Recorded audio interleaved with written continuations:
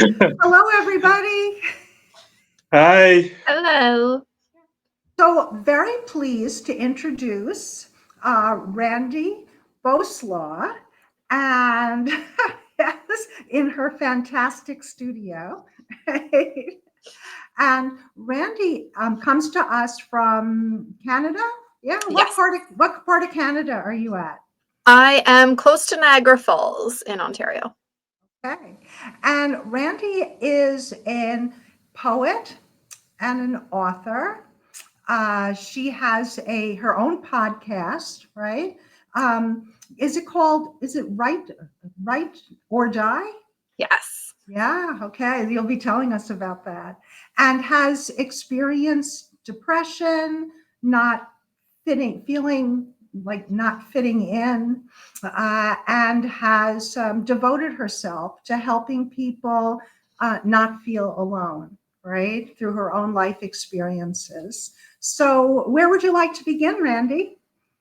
Well, wherever you want me to begin, I can start at the beginning, or if you have any specific questions, Okay, well, whatever. let's start at the beginning, wherever the beginning might be.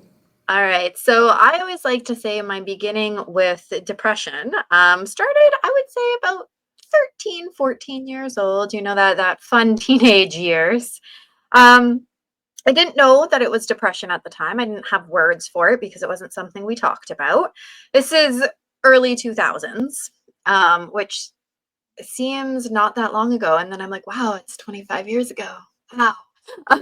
So it really was a long time ago. And so I just felt like I didn't like myself. I wasn't good enough. Nobody cared if I lived or died. And I just didn't really fit in. Everyone in high school, they're going off on these different cliques. They're wanting to date. They're doing all these things. I'm like, can I just go home and do a puzzle? Like I don't want to be here right now.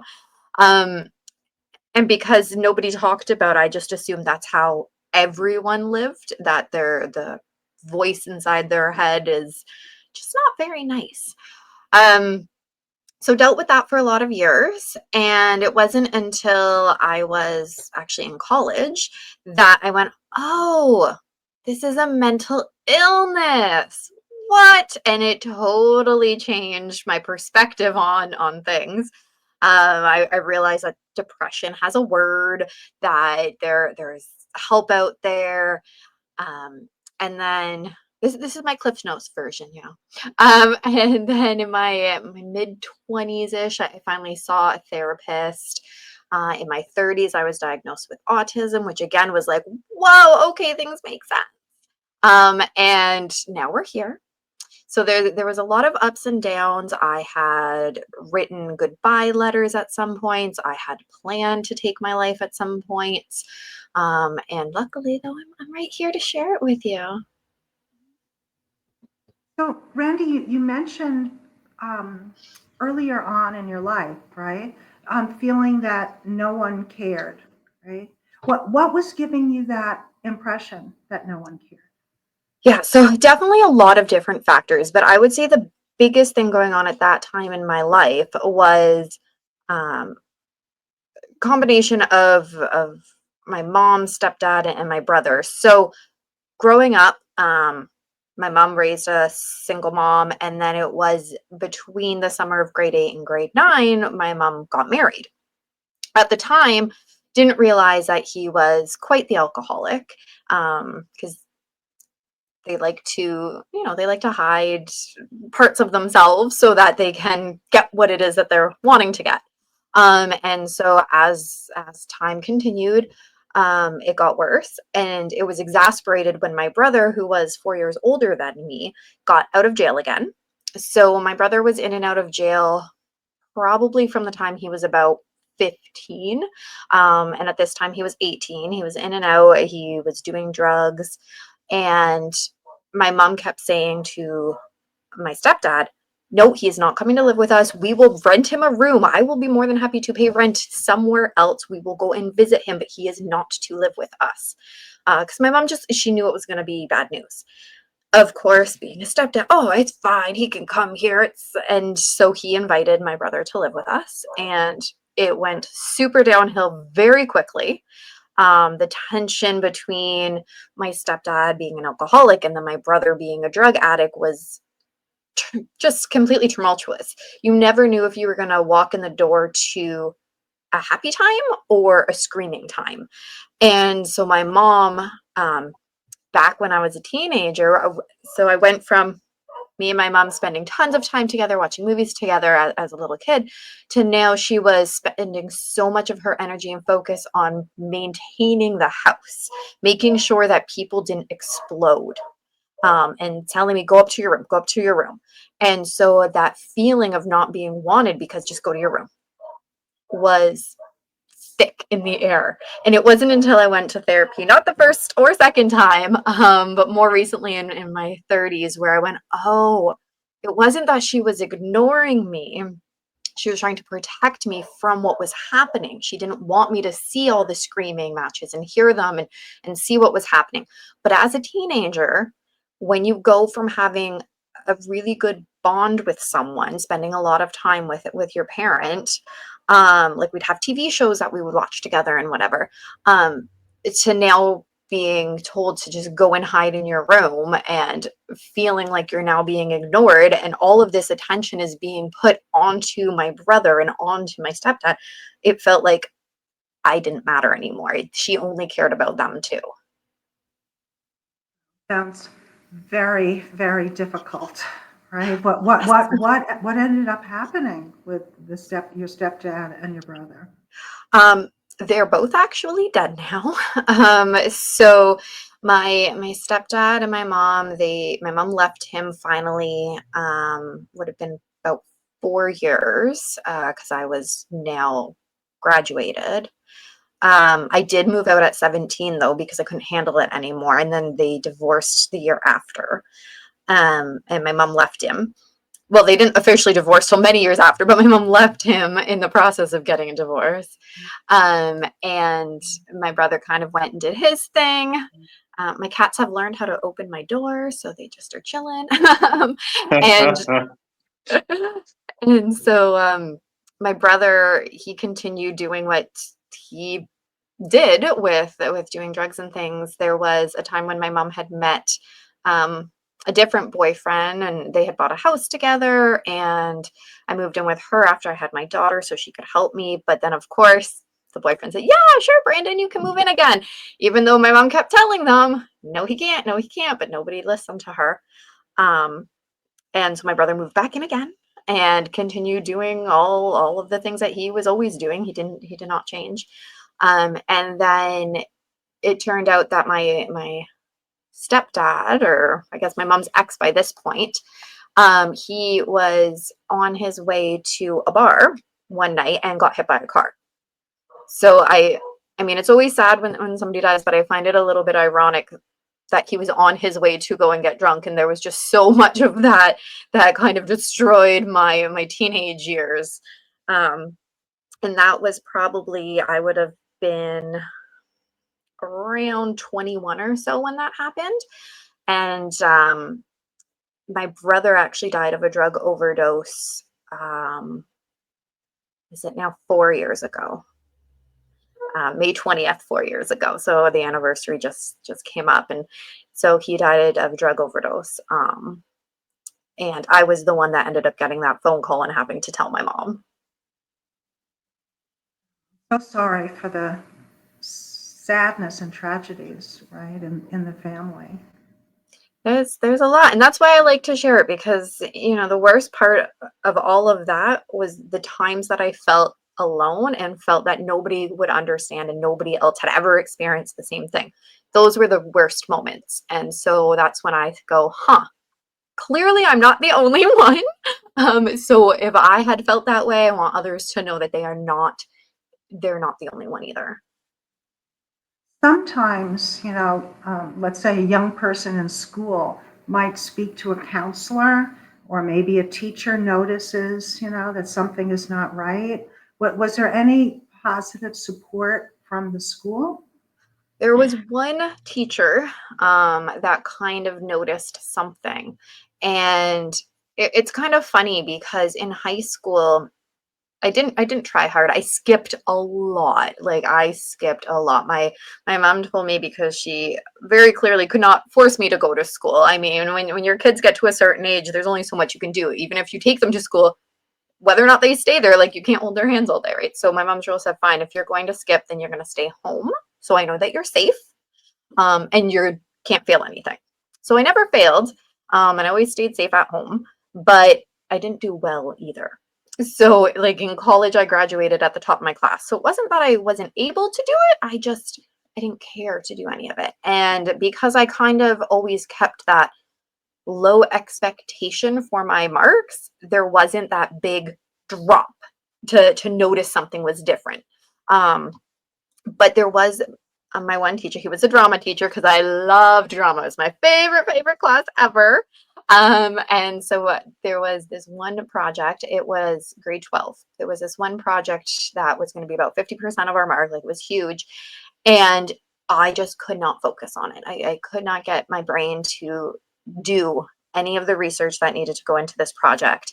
At this time, my brother had his first kid, who Family and Children's Services had stepped in. So it was very stressful. We would have to go there. We were allowed to go there once a week to go visit him. And so I couldn't wrap my head around doing anything more than surviving. And this one teacher, and I can't even remember his name now, but it was like quite a pivotal moment. But I remember sitting in the library and just doodling, just writing poetry. That was my big coping strategy. And he comes in, he goes, I've noticed that you haven't been submitting any of the drafts on their due dates or anything. What's going on? I said, honestly, I think I'm just going to drop the class. I can't. I cannot do it. And I told him, not a lot of what was going on, but just a little bit. And he goes, you know what? I would hate to see you drop this class because he knew it was my favorite. I had taken it all through school, every moment that I could. And he goes, I will give you an extension. Just get me something so that we can keep you going in here. So that was kind of a relief. It was the first time I went, somebody actually noticed. It was a nice feeling, but it would have probably been much more helpful had I reached out to someone or showed a little bit more of what was happening to get a little bit more help, because I definitely had a lot of tension with quite a few of my teachers. And instead of them reaching out saying, what's going on? They would just, well, you didn't do well on this paper. Okay. And they just kind of moved on. And so I would say for teachers, maybe reach out a little bit more to those students. You mentioned poetry as your go-to coping. Could you say something about that? And also maybe when you wrote your first poem? Ooh, nobody's ever asked me when I actually wrote the first one. So I would say I was probably 14 when I wrote the first one. That is my best guess of it. I know it was in those early years. It was just, it felt natural to write it out. I didn't care for, diaries or journals so much. Like I know that was the big thing back there. I mean, it is still a very popular thing to do. And I had a cute little journal. It was Winnie the Pooh, had the little locket thing on it and everything, but I couldn't get into just writing my true thoughts down because that was too scary. But writing it in a poetry format was more of a creative outlet. So I didn't have to, they were honest, but I also didn't have to say, this is me. I could kind of make it like a creative character that was feeling these things and putting it in a different way. I always like poems that rhyme. All of my stuff always rhymes. I find it very cathartic, I guess, to have that word challenge to keep my mind focused on something else and go, what word can I use here that's going to match with this one? Well, I can't find anything. So now I have to go and change this word. And it puts the focus onto something creative as opposed to what you're feeling. And were your poems, did they also reflect how you were feeling? Very much so. Some of them are very, very dark. They actually became my first book called Thoughts of a Wanderer, and they are very dark. Some of them do talk about actually hurting myself, but I wrote in there as well, like a little brief about why poems were so important, or why writing was so important, because just because I wrote about hurting myself, that meant that I wasn't actually doing it. It was the Right. way of psychologically tricking myself, saying, oh yeah, I'm cutting and the blood is running, but I didn't have to do it because now I'm imagining it happening and putting it on paper. So it was my outlet. Did you That share is your dark. poetry? Wow. Did you share your poetry when you were young? No, they did not see the light of day until 2017 when I published. They were kept very, very hidden, because I think if anybody would have seen them, I mean, they definitely would have thought something was wrong, which maybe would have been a good thing. But I was not about to share those. And what led you to publish them?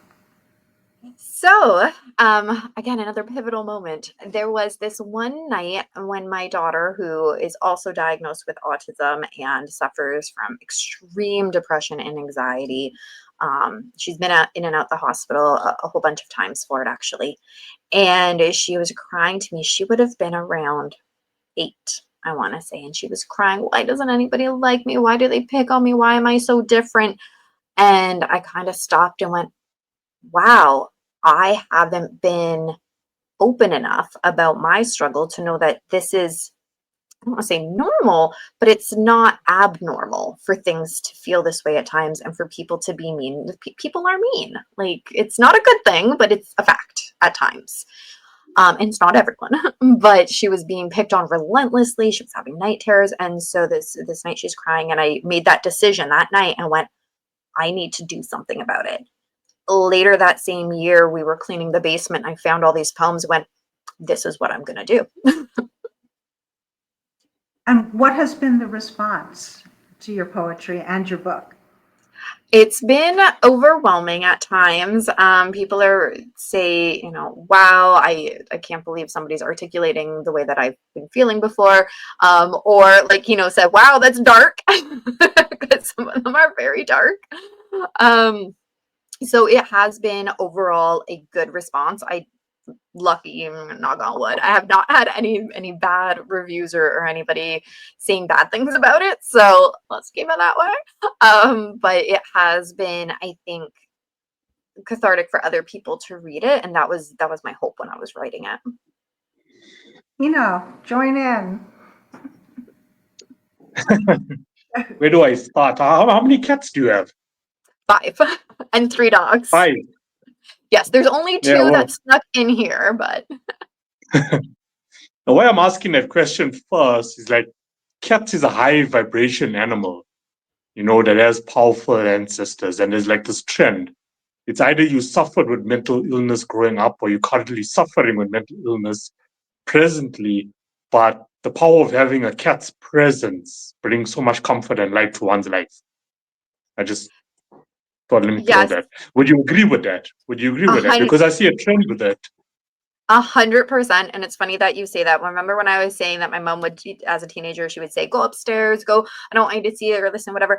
I had 2 cats at the time, and I would make sure that I found them first. If they weren't already in my room, I would go and take them into my room and snuggle and pet them and get their motors going to get their vibrations. And so 100%, they are definitely helpful. Yeah. That was a good start there anyway. So you talked about planning, to kill yourself. When you mentioned the word plan, like what are we talking about here with that specific word? Yes, I was in my late 20s, 30s, and I decided that everybody would be better off without me.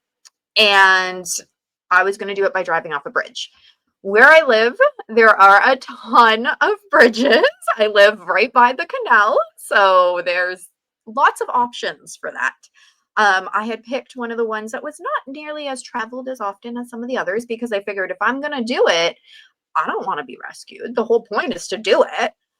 So I had made that plan to go and do it. And I was working as an employment counselor at the time. One of my coworkers noticed something was a little off with me, and she brought me in her office, and then I start crying and saying, yeah, something is wrong, whatever. And I ended up calling a therapist. So they helped me through that, but it was a straight up, I knew exactly where I was going to do it and how I was going to do it. It was just a matter of when. And it was only the once. Well, it was once was a solid plan. There was times as a Yeah. teenager when I would consider it, I considered more running away as a teenager as opposed to killing myself. I had written goodbye letters as a teenager and packed bags, but obviously I never did official. Well, I mean, at 17, I did move out, and that was kind of my running away time. But the official killing myself plan was that one big moment.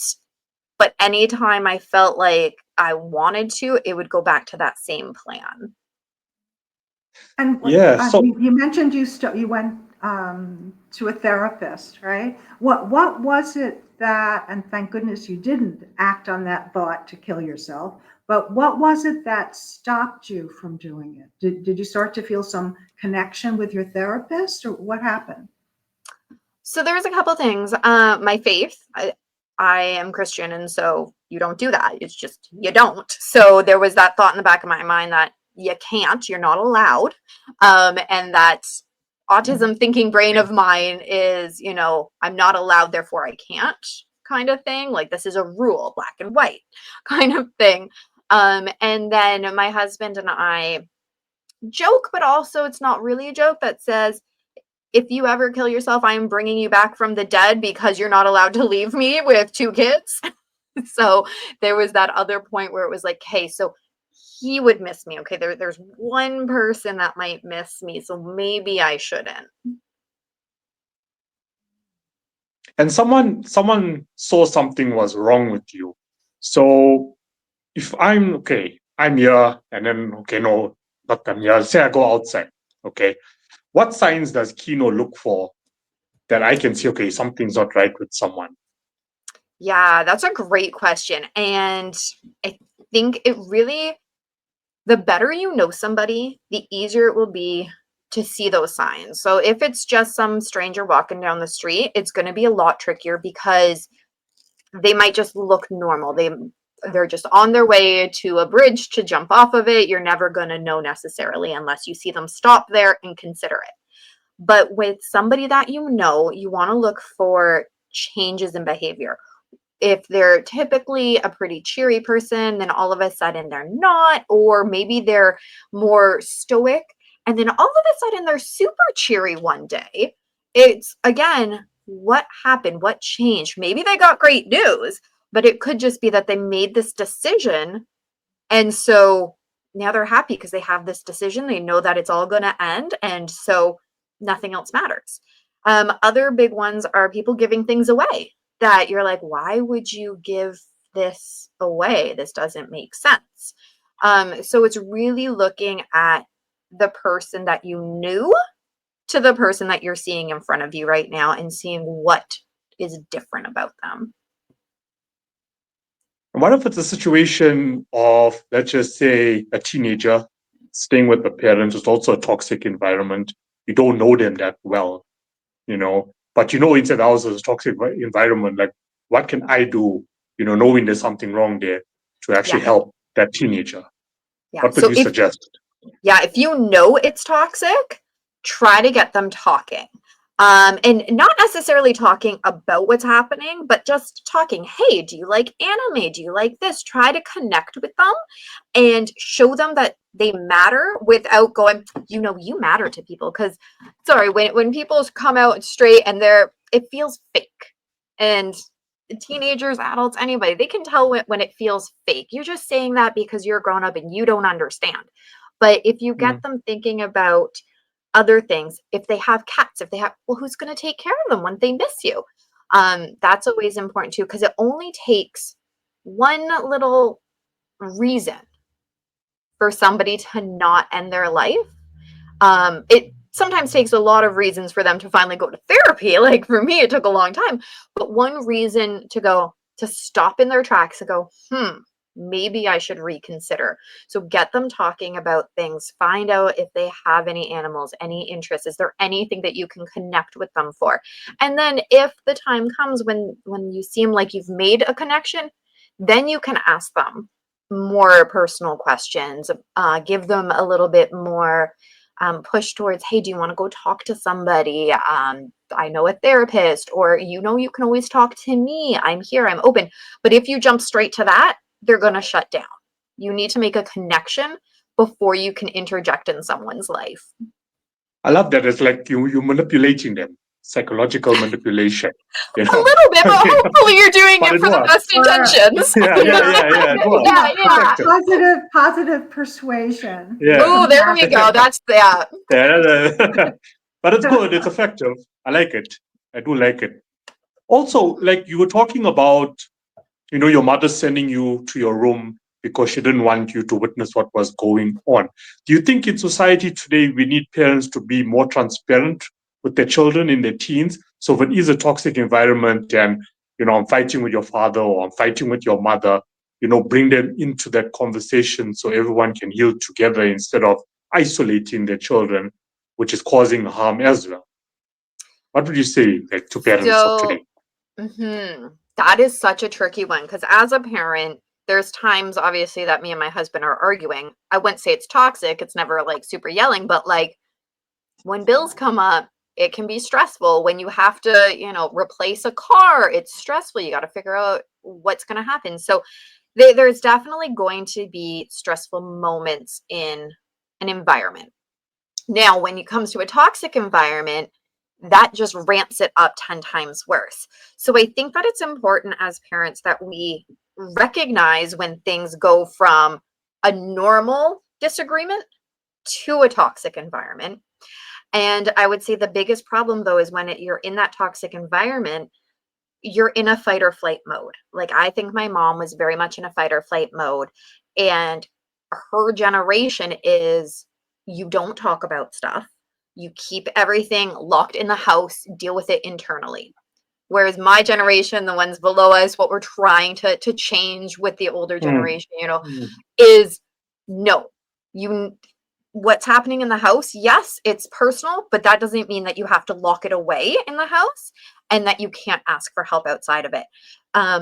Now, bringing teenagers or kids into the conversation, I think, is important, not at the moment of the toxicity, like when something bad is happening, but afterwards, talking about how a situation unfolded and why, as a parent, maybe you were sent to your room. So if my mom would have came to me later that night and said, look, Randy, I wanted you out of the room because I knew things were getting really bad and I didn't want you to be hurt.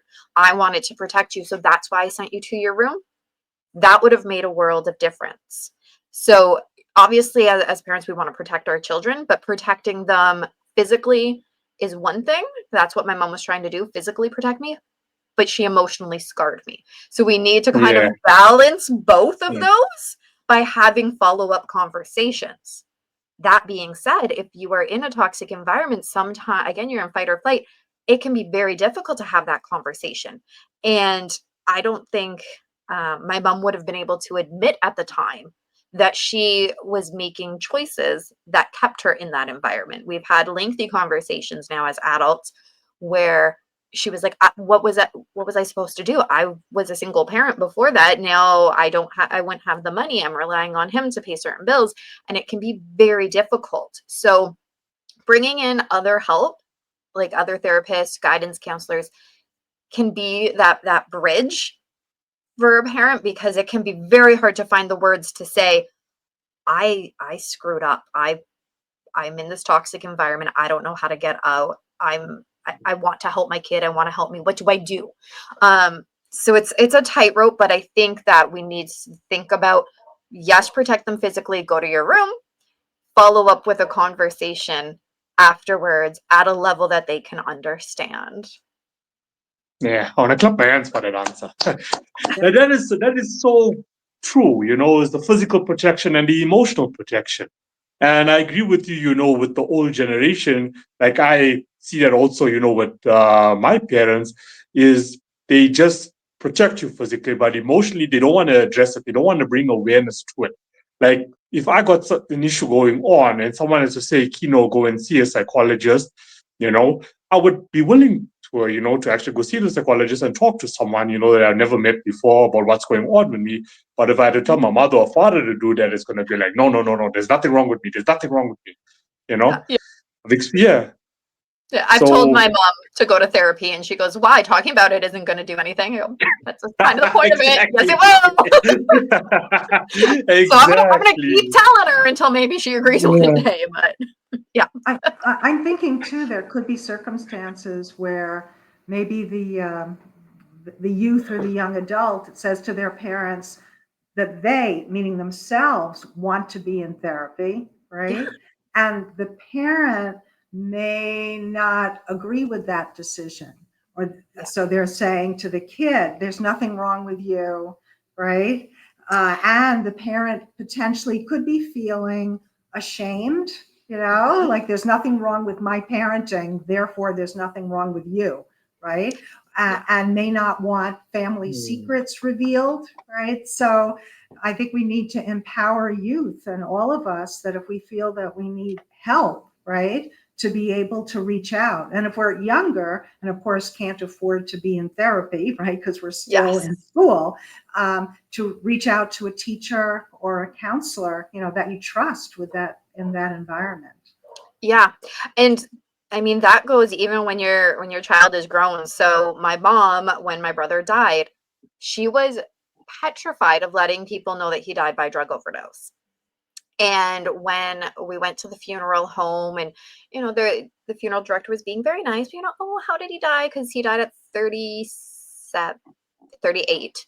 And so she was, how, and my mom was like, well, and turned out that she had struggled with addiction herself previously once and my mom was like, oh, okay, you're not going to look at me like I'm horrible, because she understood. But when we keep our lips closed, we can't make that connection. And when the death certificate came, my mom wouldn't look at it because she was worried it was going to say drug overdose. It didn't. I can't remember exactly what it said, but I remember looking at it going, oh, Mom, it doesn't say that. We know that it was, but I think it's like, heart, whatever, more the technical term of it. And, oh, don't bite me. And so there was always that kind of, shush, shush, I don't want other people to know.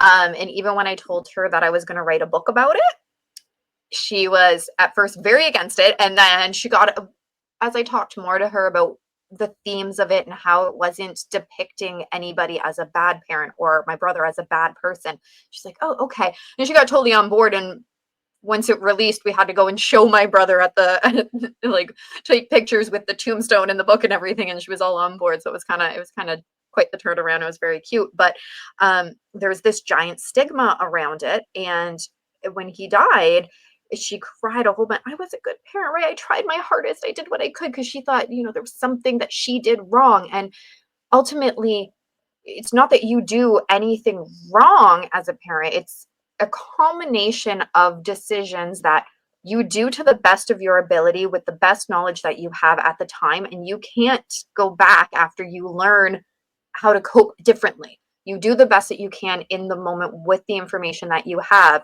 And we have to take that. I mean, when you look at my brother and me, raised in the same home, we're very different. So you can't say, that was the one thing. If you would have done that one thing different, Mom, things would have been like, that's not how it could go. But when he died, that was something that she struggled with a lot, was what did I do wrong?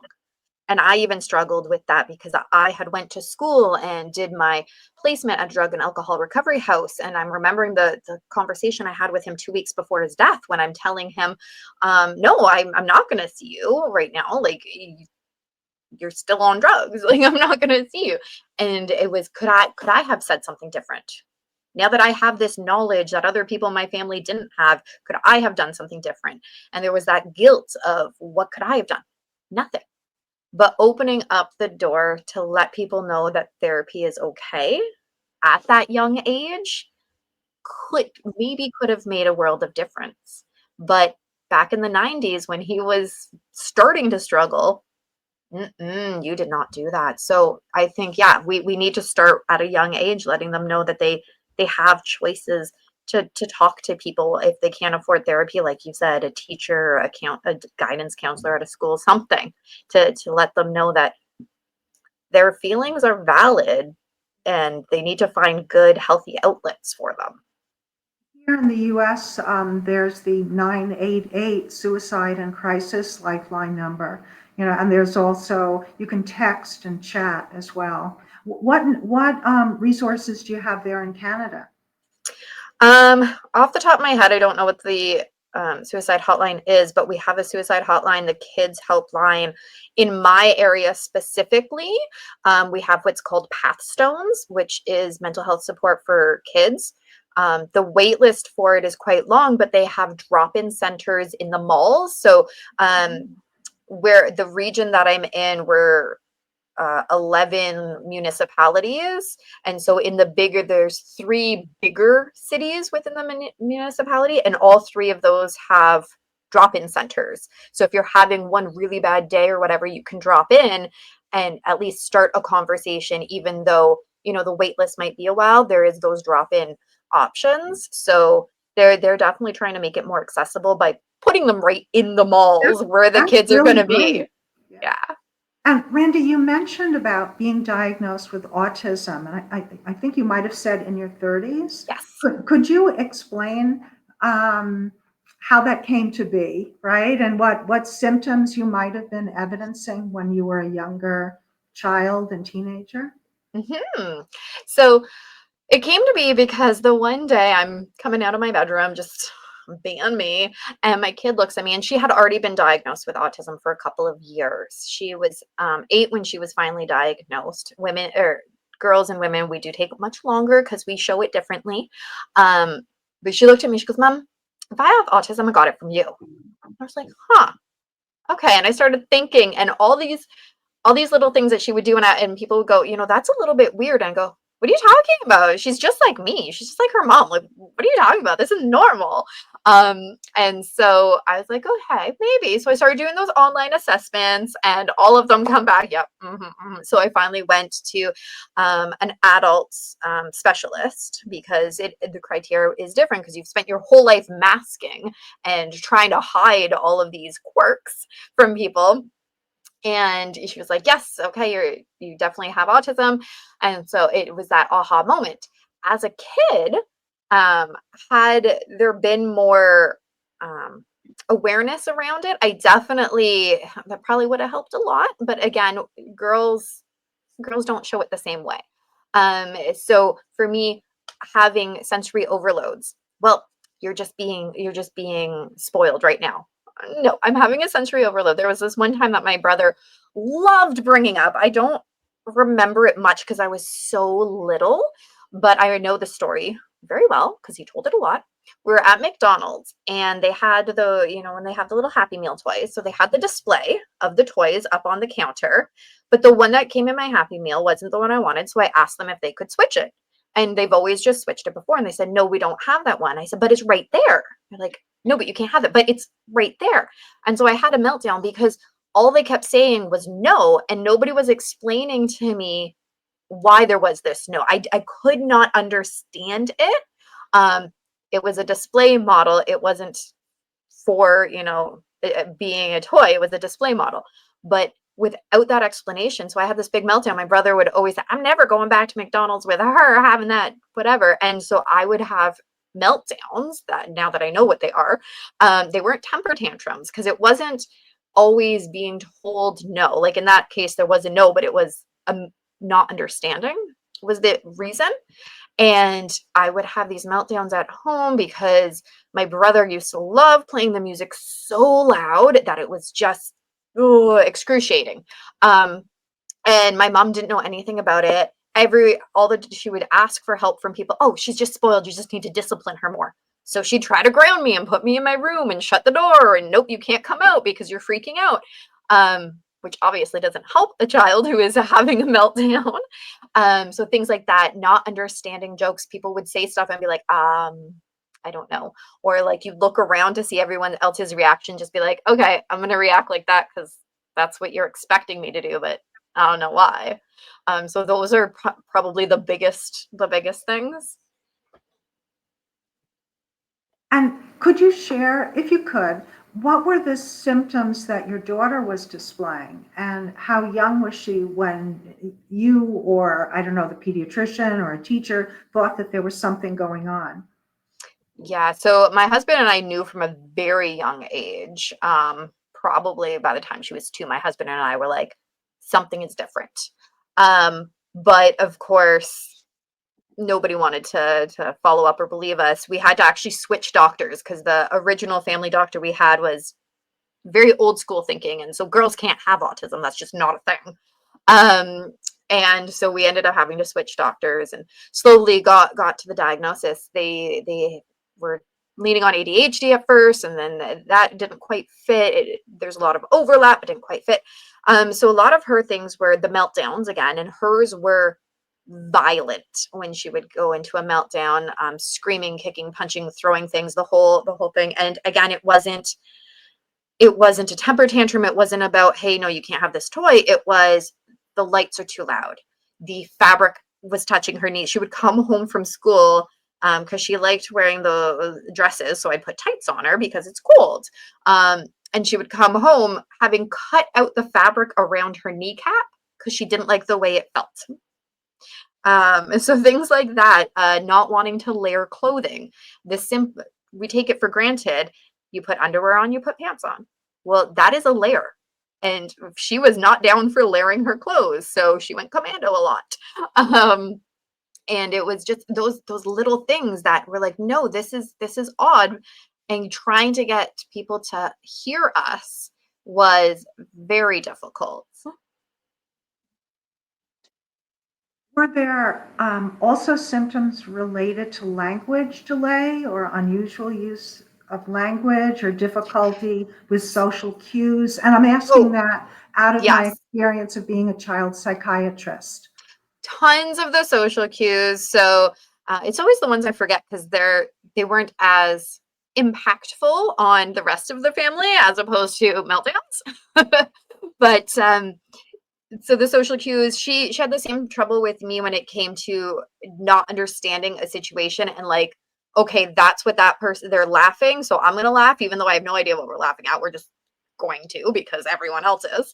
But then also she actually had to go to speech therapy to learn how to have a conversation. So this back and forth that we're having, she went to speech therapy to learn to do this back and forth and to learn to slow her speech down. I actually had to learn to slow my speech down too, even though I still feel like I talk a million miles a minute. I used to be worse. But so doing that for her articulating herself a little bit better, she had a lot of sounds that kind of were hard to understand. So she went to speech therapy for that as well. So there was a lot of that, and then the social cues, like you said, were kind of hard. She would be so hyper fixated on what she wanted to say that she would not be listening to anything else because she just wanted to tell you about Harry Potter. For a long time, she was fixated on Harry Potter. We watched the movies so many times they burned out, like the DVD burned out, and so oh, it's funny. And so she would just be so fixated, and she would just tell you all of these facts, and you're like, oh my gosh, I don't think I can listen to anything else. Please just stop talking. So she's quite the opposite to nonverbal. Think never stop being verbal kind of thing. But I I never struggled that much with understanding her, but I'm mom, I'm with her all the time. But I would have teachers and one of her first therapists that she had, because we put her in therapy at a very young age, because you're like, something is going on, we need help. The first therapist she had to help her identify emotions. She was probably grade 1 at the time, and so she knew happy and angry. And so the therapist had to teach her what other emotions were. And it's actually funny because in my 30s, my therapist taught me other emotion spectrum of things. I wasn't quite as bad as only 2 emotions, but she had to show me the array of different ones.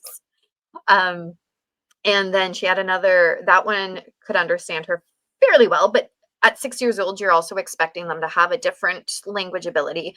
But one that she had when she was, I want to say about 10, um, she had a different one. So that Path Stones I was talking about, what the only bad thing about them is that once you get to the top of the wait list, they're like, hey, this is the thing we're working on.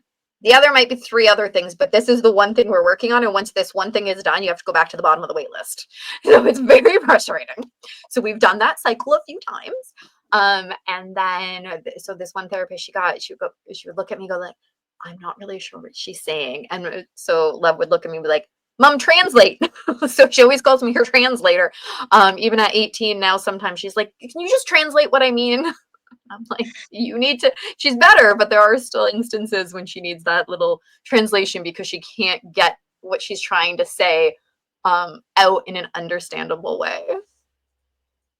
When there was the early assessment for your daughter, right? And then a diagnosis was made of autism spectrum disorder. Mm-hmm. Did that evaluator, right, or therapist, whoever that was, did they say anything to you about that this can be a genetic, as well? We did have genetic testing. Yes. Yeah. And let's talk about you, and let's talk about your husband. And do either of you have any symptoms of autism? Did that happen? Because it seems as if, tell me if I'm right, that your diagnosis was years later. It was. So they did say they're trying to link genetics to autism. So we went for the genetic testing. It came back 8p.23. something deletion. And so the therapist or the doctor was like, hey, when this happens, we always advise the parents to also go and get their genetic testing. So I went, I have it too. It was a while before I was ready to actually go and get my diagnosis. But again, things were lining up that she had it, I had it, she had it, I had it. So they definitely did go that route with the genetic testing. The one that came up for us, the 8p23, doesn't have a heck of a lot of research done on it yet. So they're like, we're going to write down all of your stuff, and you're in the early stages, and maybe by the time Lev has kids, if they have it, we'll have something more substantial.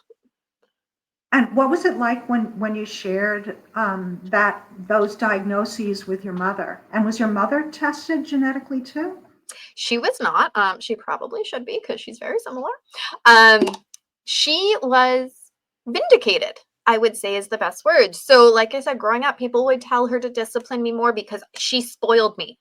And she would always say, I am not spoiling her. She is not spoiled. Something else is going on.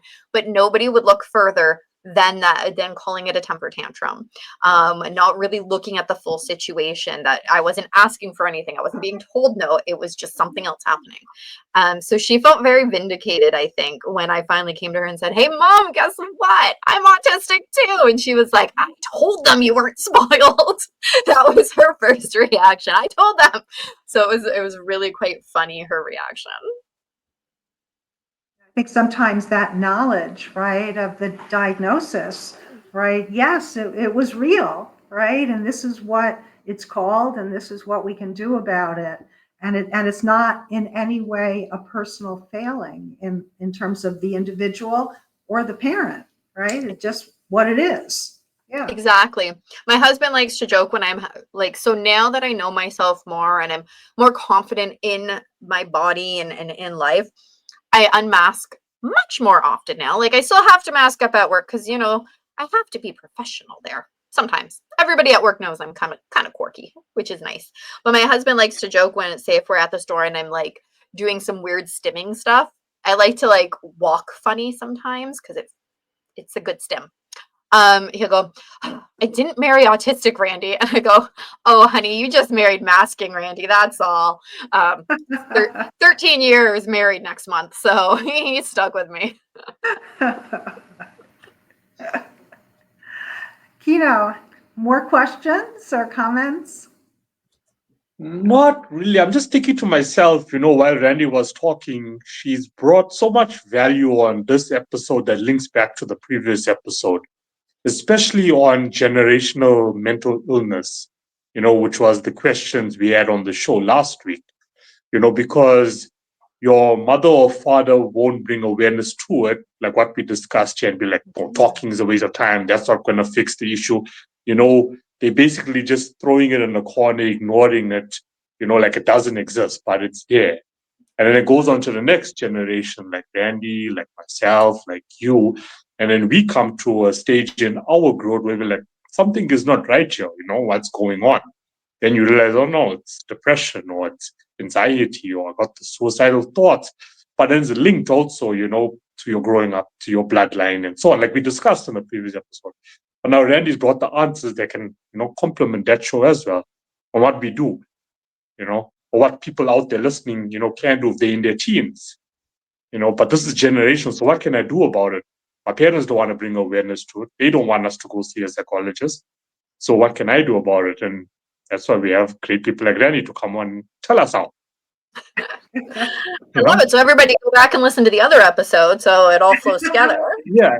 So I mean, with the podcast in general, like on this topic, we're connecting the dots week by week, which means we're moving in a positive direction. We're closing all the gaps.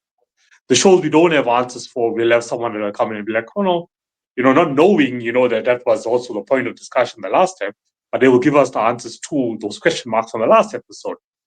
So we're really doing something great with that. I love that. Randy, what other books have you written? And what have you written most recently? I've actually written, I should really count, but more than 10 books. So I started with, yes, I started with that poetry book, Thoughts of a Wanderer. And my most recent one is actually a follow-up to that. So it is a book of poetry again called Thoughts of a Warrior. And it's more of the coming through the depression, coming through the other side. So these books kind of really go well together as you see the darkness that life can have, but then you can also see that it's not always that way. And then I've written, it's called Embracing Me, about my journey with depression, A Mother's Truth, which is about raising my kid with autism up to grade 6. I've written Goodbye Too Soon, about my brother's death by drug overdose. And I've written a couple of kids' books, Diamond the Cat, Neo's Forever Home. So Neo's Forever Home actually got an award, and it's for the children's category. And he's my 3-legged baby. So it's about my real cat and how he ended up with us because he was being bullied. He's actually sitting right there, playing there. He loves to. And then I've written a couple other ones called, they're in a collection. They're Woofy books, and my daughter is the one that draws the pictures for them. And they're just about a stuffed dog that go with different kids home to help them be brave in different situations. So hopefully she'll have the pictures for the third one soon. She's been working on it for over a year now, but it takes her a very long time.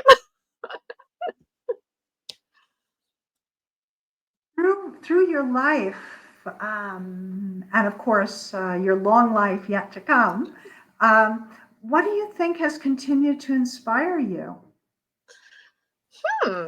I think nature is probably my biggest one. So I can hear the echo and I'm listening to myself, but it's funny. Sorry.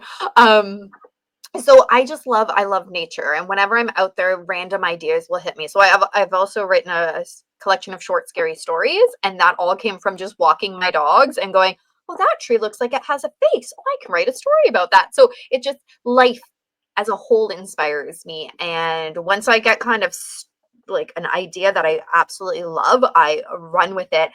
My husband likes to call them side quests. So the other day, actually, my publicist put on a really good workshop for his clientele, and I'm like, I love this idea. I'm going to roll with it. It's still too early to announce, so I'm not going to announce it, but you guys are the first to hear that I've got something really big in the works, something that I haven't done before, and I think it's going to be really cool, and it's going to be still all mental health awareness stuff, so it's going to be awesome. And I was telling my husband, he goes, oh, you're going to start side questing again. And he's like, but you're finally like your podcast is doing so well. Keep on your main quest. And I'm like, yes, but I have to side quest and main quest. It's very important to side quest.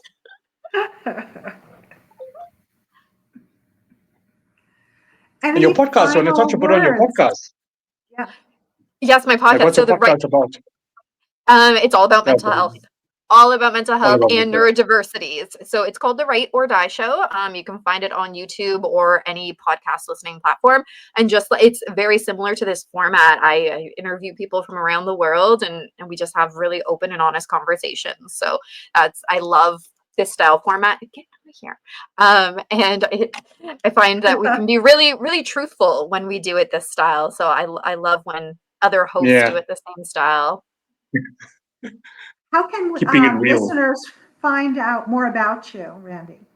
Yeah, so definitely by following my podcast because I still share little bits about me. But my website is rbwriting.ca and you'll get links to everything. All of my books are on Amazon. If you go on there and just type my name in, everything will come up. I'm on TikTok and Instagram, Randy Lee Boslaw, and maybe I'm thinking of getting back more into LinkedIn. I hear it's pretty good for my new project that I'm in the works that I haven't done yet. But we'll see. But TikTok, Instagram, and YouTube are probably the easiest ones to find me. And Randy, for those who might be listening right now, who are having a low time, right? Or they're just wondering why go on, right? Things are too difficult and maybe they're not going to get better. What advice would you give them? Yeah. So I mean, I would love to say it will get better, but we all know that you can hear that and it goes in one ear and out the other. So what I would rather say is it's okay that you feel bad right now. It's okay if that low lasts a little bit of time, if it lasts a while. But you know what's going to help is actually talking to somebody. So whether that is a therapist, whether that is a friend, whether that is an animal, like if you have a cat, a dog, a horse, I do a horseback riding and I talk to them all the time. Let it out to somebody because holding it in isn't going to help you any. Thinking too, you can talk to the page too, or talk Yes, to the canvas, right? exactly. Do something creative. Get it out of your brain so it doesn't sink you down. Thank you Yeah. so much. Really, this has really been wonderful. You're Right. I'm really welcome. looking forward to Yeah. sharing you, right, on the Talking Back to Suicide podcast. Just great. Thank you Thank so you. much, Randy. Thanks, Bye. Randy. Bye. Bye. Bye.